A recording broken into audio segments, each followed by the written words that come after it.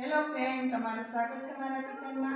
આજે આપણે બનાવીશું વધેલી ખીચડીમાંથી એકદમ નવો નાસ્તો। તો જ્યારે ઘરમાં ખીચડી વધતી હોય છે તો બાળકો કે મોટા કોઈ પણ ખાતા નથી, તો ખીચડી આપણે ન નાખી દઈએ અને એમ જ ખૂબ જ સરસ એવો નવો નાસ્તો બનાવીને તૈયાર કરીશું। તો આ નાસ્તો હશે એ કોઈ પણ લોકો ખાશે તો એમને ખબર પણ નહીં પડે કે આ નાસ્તો ખીચડીમાંથી બન્યો છે। એટલો સરસ આ નાસ્તો બનીને તૈયાર થાય છે। તો આજે આપણે લેટ ફોરએવર ખીચડીમાંથી નાસ્તો બનાવીને તૈયાર કરીશું। તો ચાલો બનાવવાનું શરૂ કરીએ। તો એના માટે મેં મારે અહીંયા 1 કપ જેટલી ખીચડી વધી છે, 1 બોલ છે એટલો ખીચડી વધી છે। હવે ખીચડી કોઈ આ ખાય નહીં, ઠંડી ખીચડી હોય તો આજે આપણે એમાંથી અલગ રીતે જ નાસ્તો બનાવીશું। તો હવે ખીચડીને આપણે પહેલાં મિક્સર જારમાં નાખી દેવાની છે, ગ્રાઇન્ડ કરી લઈશું એટલે પેસ્ટ બની જશે। તો ખીચડી છે એ આપણે મિક્સર જારમાં ટ્રાન્સફર કરી દઈશું અને એની સાથે સાથે મેં અહીંયા અડધો કપ સૂજી લીધો છે। તમારે જે કેટલું ખીચડી છે એ પ્રમાણે તમારે સૂજી લઈ શકો છો। તો અડધો કપ જેટલું મેં અહીંયા દહીં લીધું છે, અડધો કપ સૂજી અને સાથે અડધો કપ દહીં લીધું છે। હવે એની અંદર જ આપણે પાણી નાખી અને મિક્સ કરી દઈશું। જે દહીંવાળો કપ છે એમાં જ અને 1/4 કપ જેટલું આપણે પાણી નાખી દેવાનું છે। હવે આપણે મિક્સરનું જાર બંધ કરી અને ગ્રાઇન્ડ કરી લઈશું અને એકદમ ફાઇન પેસ્ટ આપણે બનાવી દઈશું। તો ખીચડીનો દાણો છે એ રાખો રહેવો જોઈએ નહીં, એકદમ સરસ એવી ફાઇન પેસ્ટ બનીને તૈયાર થાય ત્યાં સુધી આપણે ગ્રાઇન્ડ કરી લેવાનું છે। હવે આપણે આ પેસ્ટને આપણે એક બોલમાં ટ્રાન્સફર કરી લઈશું। તો આ રીતે ખીચડીનો નાસ્તો બનશે તો બધા લોકોને ખૂબ જ ભાવશે અને ખબર પણ નહીં પડે કે આપણી ખીચડીમાંથી છે એટલો સરસ બનીને તૈયાર થઈ છે। તો હવે બોલમાં રાખેલું મિશ્રણ આપણે સાઈડમાં રાખી દઈશું અને એમાં નાખવા માટે શાકભાજી સમારી લઈશું।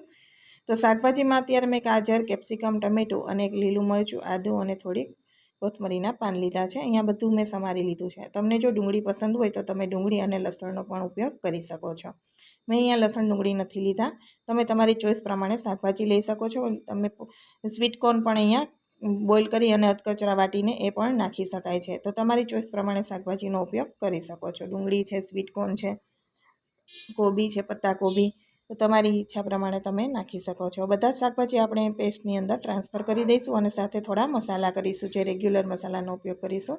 તો 1/4 ચમચી જેટલી હળદર, અડધી ચમચી જેટલું ધાણા જીરું નાખીશું, 1/4 ચમચી જેટલો ગરમ મસાલો અને 1 ચમચી ચીલી ફ્લેક્સ નાખી છે મેં અહીંયા અને અડધી ચમચી જેટલું આખું જીરું નાખ્યું છે અને ટેસ્ટ અકોર્ડિંગ આપણે સોલ્ટ નાખી દઈશું। બધી જ વસ્તુને સરસ રીતે આપણે ખીચડીની પેસ્ટ જે સૂજીની બનાવેલી છે એની સાથે મિક્સ કરી દેવાનું છે અને તમને ચીઝ પસંદ હોય તો તમે થોડું ચીઝ પણ નાખી શકો છો। તો સરસ રીતે આપણે મિક્સ કરી દઈશું બેટરની અંદર। તો તમે જોઈ શકો છો કે આપણું શાક છે એકદમ સરસ મિક્સ થઈ ગયું છે। જો તમને મારી રેસિપીઓ પસંદ હોય અને હજુ સુધી મારી ચેનલને સબસ્ક્રાઈબ ન કરી હોય તો જરૂરથી કરી દેજો અને બાજુમાં રહેલી બેલની ઘંટડી ઉપર ક્લિક કરજો, જેથી મારા દરેક નવા વિડીયોનું નોટિફિકેશન સૌથી પહેલાં તમને મળતું રહે। તો હવે આપણું બેટર છે બનીને રેડી થઈ ગયું છે। તો હવે આપણે એમાંથી નાસ્તો બનાવીને તૈયાર કરીશું। આ નાસ્તાને તમે અપ્પે પેનમાં પણ બનાવી શકો છો અને આ રીતે પેનમાં પણ બનાવી શકો છો। તમારી ચોઈસ પ્રમાણે તમે બનાવી શકો છો અને હાંડવાની જેમ તમે સીધું પણ ડાયરેક્ટ પણ બનાવી શકો છો। તો અહીંયા પેન ગેસ ઉપર રાખી દીધી છે અને એની અંદર મેં થોડું તેલ નાખી અને સ્પ્રેડ કરી દીધું છે। હવે એની અંદર હું અહીંયા નાની નાની સાઇઝના જ બનાવું છું, જે પેનકેક હોય એટલા જ નાના આપણે ખીચડીના પેનકેક સાઇઝના બનાવી દઈશું। તો પેનમાં જેટલા આવે એ પ્રમાણે આપણે બનાવીશું।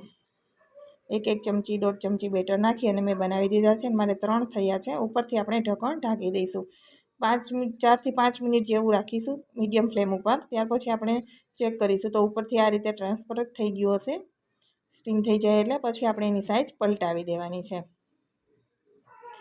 તો તમે જોઈ શકો છો નીચેથી એકદમ સરસ રીતે શેકાઈ ગયું છે। તો બધા જ આ રીતે સાઈડ પલટાવી દઉં છું અને બધા જ આ રીતે બેટરમાંથી બનાવીને હું તૈયાર કરી લઉં છું। તો બીજી સાઈડ પણ આપણે મીડિયમ ફ્લેમ ઉપર આ રીતે જ શેકી લઈશું। તો તમે જોઈ શકો છો બીજી સાઈડ પણ સરસ રીતે શેકાઈ ગયા છે। તો આ રીતે બધા જ પેનકેકની જેમ હું અહીંયા ખીચડીના પુડલા કહો કે ઉપ્પમ જેવું કહો જે કહો એ પણ આ નાસ્તો બહુ સરસ બનીને તૈયાર થાય છે। ઉપ્પમ જેવો તો નહીં લાગતો પણ ટેસ્ટમાં ખૂબ જ સરસ લાગે છે, ઉપ્પમ નથી લાગતું, ટેસ્ટ સારો આવે છે। તો આ રીતે હું બધા જ બનાવીને રેડી કરી લઉં છું। તો ફરીથી આપણે સેમ પેનમાં થોડું તેલ નાખી અને ફરીથી આપણે એ જ રીતે ખીચડીના આ રીતે પુડલા પાડી દઈશું નાના નાના। તો આ રીતે નાસ્તો જ્યારે ખીચડી વધે કે તમારા ઘરમાં ભાત વધ્યા હોય તો તમે આ રીતે નાસ્તો બનાવીને તૈયાર કરી શકો છો અને એ નાસ્તો કોઈ પણ ખાશે, ઘરના વડીલો ખાય કે બાળકો ખાય બધાને ખૂબ જ સરસ લાગશે। એવો સરસ બનીને તૈયાર થાય છે અને ખબર પણ નહીં પડે કે આ ખીચડીમાંથી બનાવેલો છે. તો તૈયાર થઈ ગયો છે આપણો બધો જ નાસ્તો બનીને. જો તમને મારો આ ખીચડીનો નવો નાસ્તો કેવો લાગ્યો એ પણ મને કોમેન્ટ બોક્સમાં જરૂરથી જણાવજો. અને આ નાસ્તો છે એ તમે નાની મોટી ભૂખમાં પણ ખીચડી કે ભાત વધ્યા હોય તો બનાવીને ખાઈ શકો છો. તો અહીંયા મેં સોસ સાથે સર્વ કરી દીધો છે. તમે ગ્રીન ચટણી સોસ, ખજૂર આંબલીની કોઈ પણ ચટણી સાથે ખાઓ, ટેસ્ટમાં સારો લાગે છે. તો તૈયાર છે આપણો ખીચડીનો નવો નાસ્તો. એકવાર જરૂરથી ટ્રાય કરજો અને મને કોમેન્ટ બોક્સમાં પણ જણાવજો કે તમને મારો નાસ્તો કેવો લાગ્યો છે.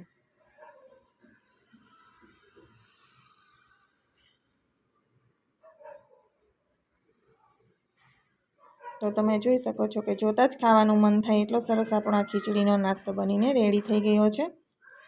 અને હું તમને તોડીને પણ બતાવું છું. એકદમ સોફ્ટ અને ટેસ્ટી બનીને આ નાસ્તો તૈયાર થાય છે.